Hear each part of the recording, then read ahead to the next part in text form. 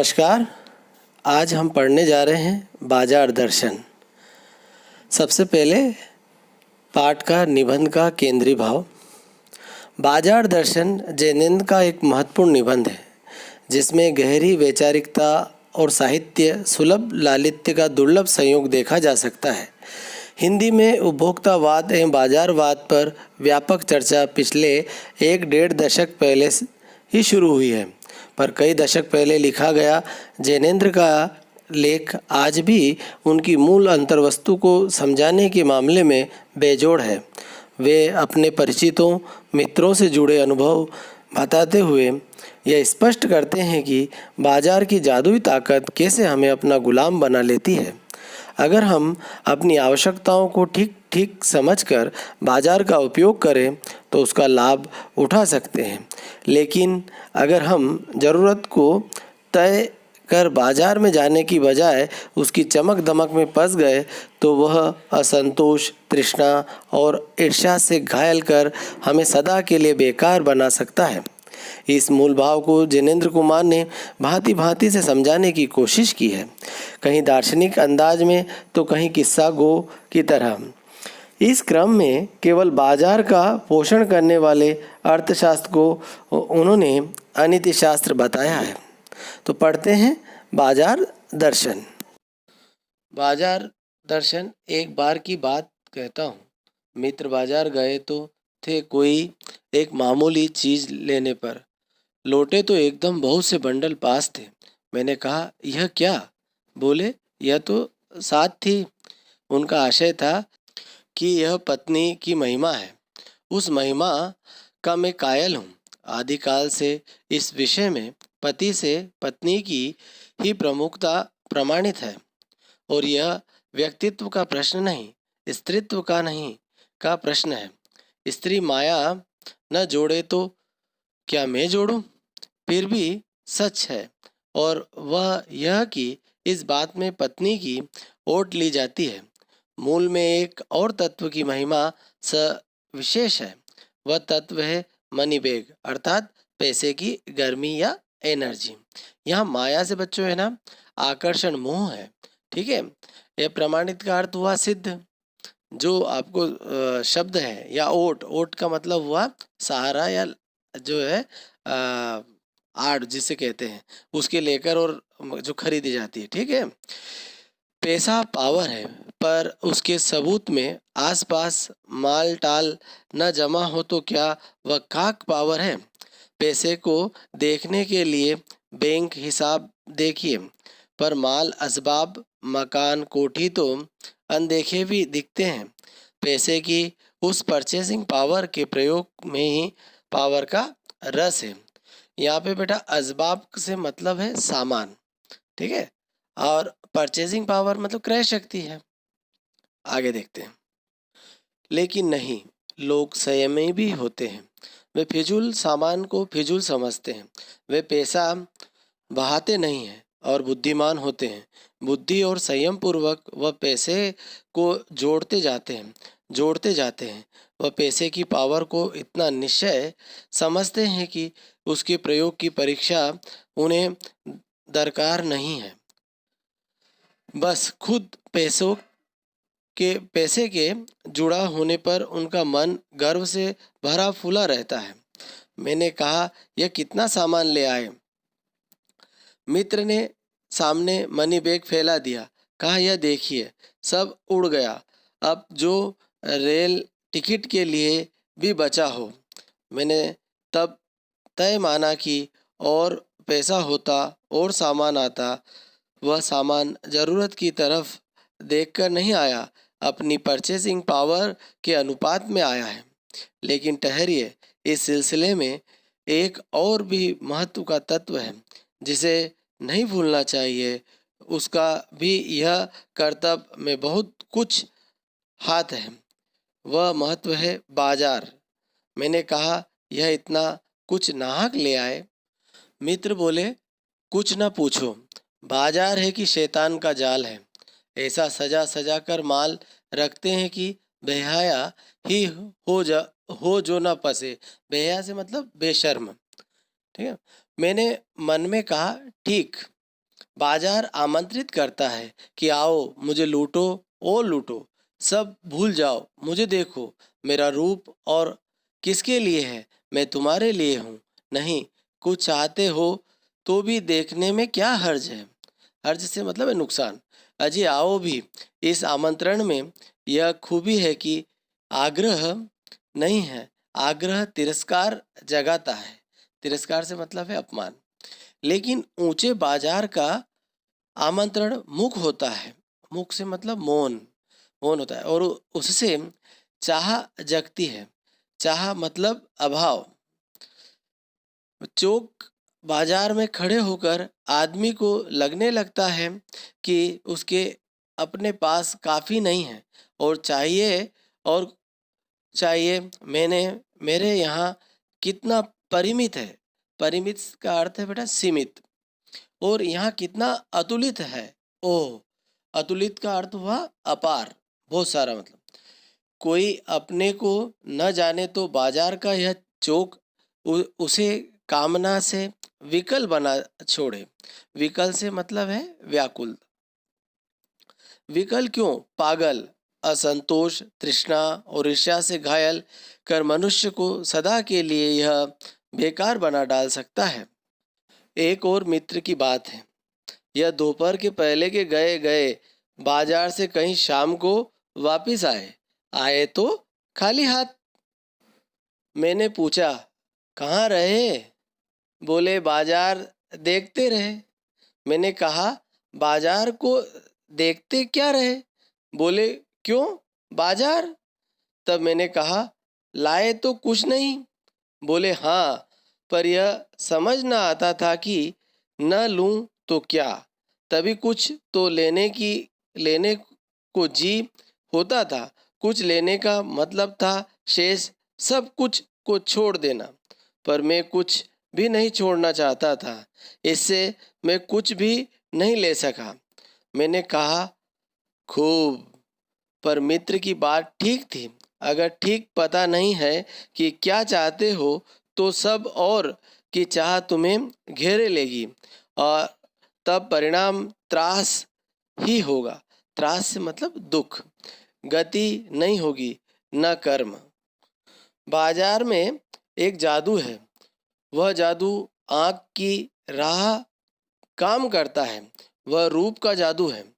पर जैसे चुंबक का जादू लोहे पर ही चलता है, वैसे ही इस जादू की भी मर्यादा है।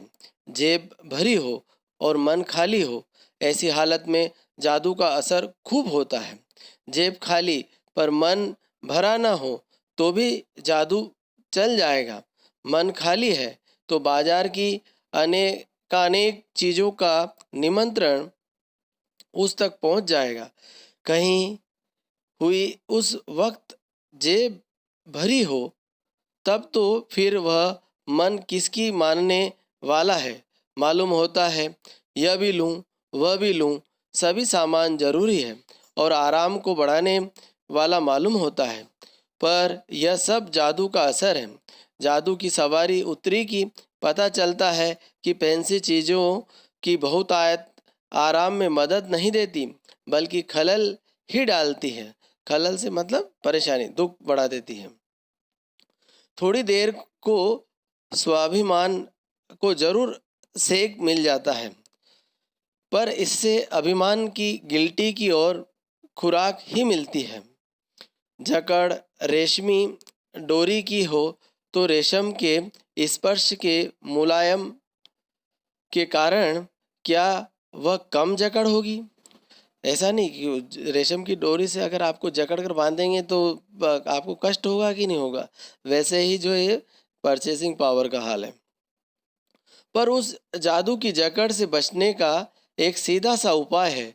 वह यह कि बाजार जाओ तो खाली मन न हो। मन खाली हो तब बाजार न जाओ। कहते हैं लू में जाना हो तो पानी पीकर जाना चाहिए। पानी भीतर हो, लू का लूपन व्यर्थ हो जाता है। मन लक्ष्य में भरा हो तो बाजार भी फैला का फैला ही रह जाएगा। तब वह घाव बिल्कुल नहीं दे सकेगा बल्कि कुछ आनंद ही देगा। तब बाजार तुमसे कृतार्थ होगा, क्योंकि तुम कुछ न कुछ सच्चा लाभ उसे दोगे। बाजार की असली कृतार्थता है आवश्यकता के समय काम आना। यहाँ एक अंतर चिन्ह लेना बहुत जरूरी है। मन खाली नहीं रहना चाहिए। इसका मतलब यह नहीं है कि वह मन बंद रहना चाहिए। जो बंद हो जाएगा वह शून्य हो जाएगा। शून्य होने का अधिकार बस परमात्मा का है। सनातन भाव से संपूर्ण है, शेष सब अपूर्ण है। इससे मन बंद नहीं रह सकता। सब इच्छाओं का निरोध कर लोगे, यह झूठ है। और अगर इच्छा निरोध तपह का ऐसा ही नकारात्मक अर्थ हो तो वह तप झूठ है। यहाँ पर बेटा इच्छा निरोध तप का अर्थ है इच्छा रोकना तप है। वैसे तप की राह रेगिस्तान को जाती होगी, मोक्ष की राह वह नहीं है। ठाठ देखकर मन को बंद कर रखना जड़ता है। लोभ का यह जितना लोभ का यह जितना नहीं है कि जहाँ लोभ होता है यानी मन में वहाँ नकार हो। यह तो लोभ की ही जीत है और आदमी की हार। आँख अपनी फोड़ डाली तब लोभनीय के दर्शन से बचे तो क्या हुआ? ऐसे क्या लोभ मिट जाएगा? और कौन कहता है कि आँख फूटने पर रूप दिखना बंद हो जाएगा? क्या आँख बंद करके ही हम सपने नहीं लेते हैं? और ये वे सपने क्या चैन भंग नहीं करते हैं? इससे मन को बंद कर डालने की कोशिश तो अच्छी नहीं, वह अकारत है। यह तो हट वाला योग है। शायद हट ही हट है, योग नहीं है। इससे मन कृश भले हो जाए और पीला और अशक्त जैसे जैसे विद्वान का ज्ञान वह मुक्त ऐसे नहीं होता। इससे वह व्यापक की जगह संकीर्ण और विराट की जगह शुद्र होता है। यहाँ पे बेटा व्यापक से मतलब विशाल है और शुद्र मतलब होता है तुच्छ, मतलब निम्न छोटा। इसलिए उसका रोम रोम मूंद कर बंद तो मन को करना नहीं चाहिए। वह मन पूर्ण कब है? हम में पूर्णता होती तो परमात्मा से अभिन्न हम महाशून्य ही न होते। अपूर्ण है, इसी से हम हैं। सच्चा ज्ञान सदा इसी अपूर्णता के बोध को हम में गहरा करता है। सच्चा कर्म सदा इस अपूर्णता की स्वीकृति के साथ होता है। अतः उपाय कोई वही हो सकता है जो बलात् मन को रोकने को न कहे। बलात् मतलब बलपूर्वक। जो मन को भी इसलिए सुने क्योंकि वह अप्रयोजनीय रूप में है, हमें नहीं प्राप्त हुआ है। अप्रयोजनीय मतलब बिना मतलब के। हाँ, मन मानेपन की छूट मन को न हो, क्योंकि वह अखिल का अंग है, खुद कुल नहीं है। पड़ोस में एक महानुभाव रहते हैं जिनको लोग भगत जी कहते हैं। चूरन बेचते हैं। यह काम करते जाने उन्हें कितने बरस हो गए हैं, लेकिन किसी एक भी दिन चूरन से उन्होंने 6 आने पैसे से ज़्यादा नहीं कमाए। चूरन उनका आसपास सरनाम है। सरनाम से मतलब प्रसिद्ध है और खुद खूब लोकप्रिय है। कहीं व्यवसाय का गुर पकड़ लेते और उस पर चलते तो आज खुशहाल क्या मालामाल होते। क्या कुछ उनके पास न होता? इधर 10 वर्षों से मैं देख रहा हूँ उनका चूरन हाथों हाथ बिक जाता है, पर वह न उसे थोक देते हैं न व्यापारियों को बेचते हैं। थोक मतलब एक साथ देने वाला है, और व्यापारियों को भी नहीं बेचेंगे। पेशगी आर्डर कोई नहीं लेते हैं। पेशगी से मतलब अपन पहले जो सामान का जो है मूल्य दे देते ना उनको, बाकी हम ही इसको खरीदेंगे, तो वो ऐसा भी नहीं लेते हैं। बंधे वक्त पर अपना चूरन की पेटी लेकर घर से बाहर हुए नहीं कि देखते देखते 6 आने की कमाई उनकी हो जाती है ना। बंदे वक्त से मतलब एक निश्चित समय। लोग उनका चूरन लेने को उत्सुक जो रहते हैं, चूरन से भी अधिक शायद वह भगत जी के प्रति अपनी सद्भावना का दे देने को उत्सुक रहते हैं। पर 6 आने पूरे हुए नहीं कि भगत जी बाकी चूरन बालकों को मुफ्त बांट देते हैं। कभी ऐसा नहीं हुआ कि कोई उन्हें 25वां पैसा भी दे सके। कभी चूरन में लापरवाही नहीं हुई है और कभी रोग होता भी मैंने उन्हें नहीं देखा। और तो नहीं, लेकिन इतना मुझे निश्चय मालूम होता है कि इन चूरन वाले भगत जी पर बाजार का जादू नहीं चल सकता। कहीं आप भूल ना कर बैठिएगा, इन पंक्तियों को लिखने वाला मैं चूरन नहीं बेचता हूँ। जी नहीं, ऐसी हल्की बात भी ना सोचिएगा। यह समझिएगा कि लेख के किसी भी मान्य पाठक से उस चूरन वाले को श्रेष्ठ बताने की मैं हिम्मत कर सकता हूँ। क्या जाने उस भोले आदमी को अक्षर ज्ञान तक भी है या नहीं। मतलब क्या वो ये समझा रहे हैं कि वो ना तो खुद लेखक चूरन वाला है और ना ही कोई पाठक है, और बड़ी बातें तो उसे मालूम क्या होगी, और हम आप न जाने कितनी बड़ी बड़ी बातें जानते हैं।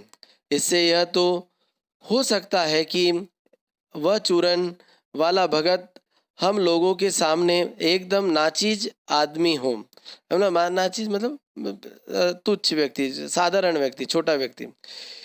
लेकिन आप पाठकों की विद्वान श्रेणी का सदस्य होकर भी मैं यह स्वीकार नहीं करना चाहता हूँ कि उस अपदार्थ प्राणी को, अपदार्थ से मतलब यहाँ महत्वहीन प्राणी का है ना, को वह प्राप्त है जो हम में से बहुत कम को शायद प्राप्त है। उस पर बाजार का जादू वार नहीं कर पाता। माल बिछा रहता है और उसका मन अडिग रहता है। पैसा उससे आगे होकर भीख तक मांगता है कि मुझे लो, लेकिन उसके मन में पैसे पर दया नहीं समाती। वह निर्मम व्यक्ति पैसे को अपने आहत गर्व से बिलखता ही छोड़ देता है। ऐसे आदमी के आगे क्या पैसे की व्यंग शक्ति कुछ भी नहीं चलती होगी? क्या वह शक्ति कुंठित रहकर सलज्ज ही न हो जाती होगी? कुंठित मतलब व्यर्थ कहूँ, यहाँ पे निर्मम का अर्थ है ममता रहित, है ना। तो उनके सामने जो पैसे की कोई ताकत भगत जी के सामने नहीं चली। पैसे की व्यंग शक्ति की सुनिए, वह दारुण है। दारुण मतलब भयंकर। मैं पैदल चल रहा हूँ कि पास ही धूल उड़ाती निकल गई मोटर। ये वह क्या निकली, मेरे कलेजे को कौंधती एक कठिन व्यंग की लीक ही आर से पार हो गई। लीक मतलब रेखा। जैसे किसी ने आंखों में उंगली देकर दिखा दिया हो कि देखो, उसका नाम है मोटर और तुम उससे वंचित हो। यह मुझे अपनी ऐसी विडंबना मालूम होती है कि बस पूछिए नहीं। मैं सोचने को हो आता हूँ कि हाय, ये ही माँ बाप रह गए थे कि जिनके यहाँ मैं जन्म लेने को था। क्यों ना मैं मोटर वालों के यहाँ हुआ। उस व्यंग में इतनी शक्ति है कि जरा मुझे अपने सगों के प्रति कृतज्ञ कर सकती है। लेकिन क्या लोक वैभव की यह व्यंग शक्ति, लोक वैभव से मतलब सांसारिक धन दौलत, व्यंग शक्ति उस चूरन वाले अकिंचित कर मनुष्य के आगे चूर चूर होकर ही नहीं रह जाती? चूर चूर क्यों कहो, पानी पानी। मतलब उसके सामने, भगत जी के सामने इस सब बातों का कोई असर नहीं होता। तो वह क्या जो इस तीखे व्यंग के आगे ही अजय ही नहीं रहता, बल्कि मानो उस व्यंग की क्रूरता को ही पिघला देता है। उस बल को नाम जो दो, पर वह निश्चय उस तल की वस्तु नहीं है जहाँ पर संसारी वैभव फलता फूलता है। वह कुछ अपर जाति का तत्व है। लोग स्पिरिचुअल कहते हैं, इस धार्मिक। आप अच्छी अंग्रेजी जानते हो, समझ गए होंगे। आत्मिक, धार्मिक, नैतिक कहते हैं। मुझे योग्यता नहीं कि मैं उन शब्दों में अंतर देखूं और प्रतिपादन करूं। प्रतिपादन करना मतलब वर्णन करना। मुझे शब्द से सरोकार नहीं, मैं विद्वान नहीं कि शब्दों पर अटकूं, लेकिन इतना तो है कि जहाँ तृष्णा है, बटोर रखने की स्पृहा, स्पृहा से मतलब इच्छा है, वहाँ उस बल का बीज नहीं। बल्कि यदि उस बल को सच्चा बल मानकर बात की जाए तो कहना होगा कि संचय की तृष्णा और वैभव की चाह में व्यक्ति की निर्बलता ही प्रमाणित होती है। निर्बल ही धन की ओर झुकता है और वह अबलता है। वह मनुष्य पर धन की ओर, चेतन पर जड़ की विजय है। एक बार चूरन वाले भगत जी बाजार चौक में दिख गए। मुझे देखते ही उन्होंने जय जय राम किया। मैंने जय जय राम कहा। उनकी आंखें बंद नहीं थीं और ना उस समय वह बाजार को किसी भांति कोस रहे मालूम होते थे। ठीक है, कोसे मतलब गाली देना। वो कहते हैं ना कि सब हमें आकर्षित करता है, लेकिन उनके ऊपर कोई उसका आकर्षण का कोई प्रभाव नहीं पड़ रहा है। राह में बहुत लोग, बहुत बालक मिले जो भगत जी द्वारा पहचाने जाने के इच्छुक थे। भगत जी ने सबको ही हंसकर पहचाना, सबका अभिवादन लिया और सबको अभिवादन किया। इससे तनिक भी यह नहीं कहा जा सकेगा कि चौक बाजार में होकर उनकी आंखें किसी से भी कम खुली थी, लेकिन भौचक्के हो रहने की लाचारी उन्हें नहीं थी। व्यवहार में पशोपास उन्हें नहीं था, है ना, असमंजस, पशोपास से अर्थ नहीं था, और खोए से खड़े नहीं वह रह जाते थे। भांति भांति के बढ़िया माल से चौक भरा पड़ा है। उस सब के प्रति अप्रीति इस भगत के मन में नहीं है।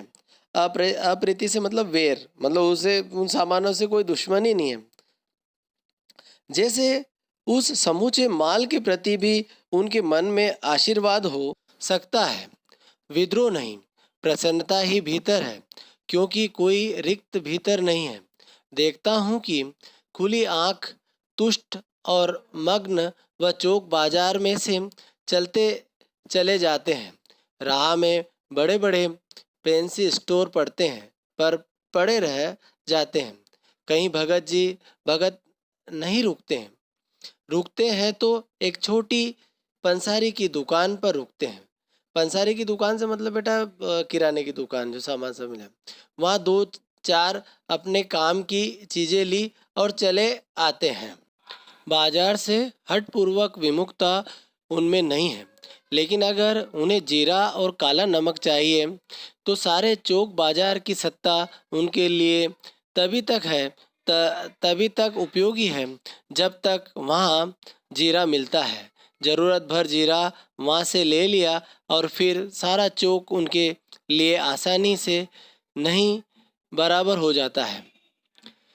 वह जानते हैं कि जो उन्हें चाहिए वह है जीरा नमक। बस इस निश्चित प्रतीति के बल पर शेष सब चांदनी चौक का आमंत्रण उन पर व्यर्थ होकर बिखरा रहता है। चौक की चांदनी दाएं बाएं भूखी की भूखी फैली रह जाती है, क्योंकि भगत जी को जीरा चाहिए वह तो कोने वाली पंसारी की दुकान से मिल जाता है और वहाँ से सहज भाव से ले लिया गया है। इसके आगे आसपास अगर चांदनी बिछी रहती है तो बड़ी खुशी से बिछी रहे। भगत जी से बेचारी का कल्याण ही चाहते हैं। यहाँ मुझे ज्ञात होता है कि बाजार को सार्थकता भी वही मनुष्य देता है जो जानता है कि वह क्या चाहता है, और जो नहीं जानते कि वे क्या चाहते हैं, अपनी परचेजिंग पावर के गर्व में अपने पैसे से केवल एक विनाशक शक्ति, शैतानी शक्ति, व्यंग की शक्ति ही बाजार को देते हैं। ना तो वे बाजार से लाभ उठा सकते हैं, ना उस बाजार को सच्चा लाभ दे सकते हैं। वे लोग बाजार का बाजारूपन बढ़ाते हैं, जिसका मतलब है कि कपट बढ़ाते हैं। कपट की बढ़ती का अर्थ परस्पर में सद्भाव की घटी। इस सद्भाव के हास पर आदमी आपस में भाई भाई और सुहृद और पड़ोसी फिर रह ही नहीं जाते हैं और आपस में कोरे ग्राहक और बेचक की तरह व्यवहार करते हैं, मानो दोनों एक दूसरे को ठगने की घात में हो। एक की हानि में दूसरे का अपना लाभ दिखता है और यह बाजार का बल्कि इतिहास का सत्य माना जाता है।